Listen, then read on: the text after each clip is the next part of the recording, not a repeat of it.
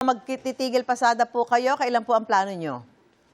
Pinag-uusapan pa po namin kung anong araw po ito dahil nga dito sa pagsirit na naman ng mga produktong petrolyo, Ma'am Susan. Unti-unti na namang aabot sa 100 piso na hindi natin namamalayan dahil nga sa kaliwat ka ng issue ng ating bayan. Masyado tayong pinagsasamantalahan ng mga oil companies at kasabwat itong Department of Energy dito sa pagsasamantala ng mga oil companies na ito at walang ginagawa itong si Secretary Sharon Garin na hanggang ngayon ay napaka-inutil pa rin dito sa issue ng oil price hike. Sa buong bansa ba yung pinaplano nyong tigil pasada at kung sakali, gaano karaming miyembro nyo ang lalahok dito?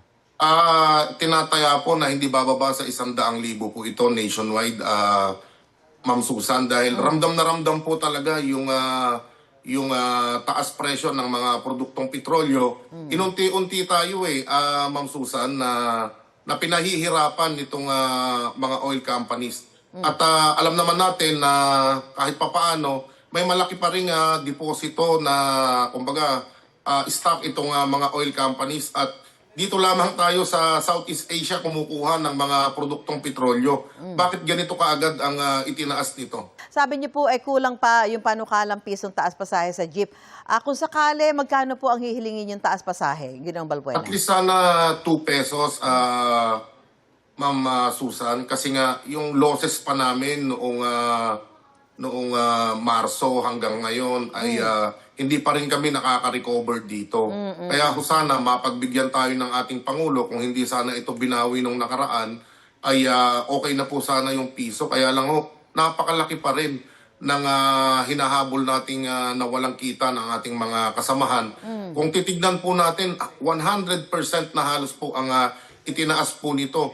Yung hiniling po natin na piso noon, pre-war era pa ito. Meron ba kayong konsultasyon sa Department of Energy at saka sa LTFRB para mapag-usapan yung hirap na dinaranas ninyo ngayon ng mga tsuper at doon sa mga pinaplano nyo dahil siyempre gusto nyo marinig ang hinaing ng inyong sektor, Ginoong Balbuena?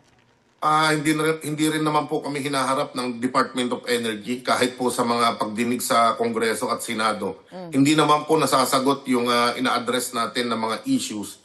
Sa LTFRB po ngayong linggo ay bukas ay meron kaming pag-uusap ng ating chairman at ang board. Bukod doon sa pagpapababa sa presyo ng petrolyo at taas pasahe, ano pa yung panawagan nyo sa gobyerno, Ginoong Balbuena?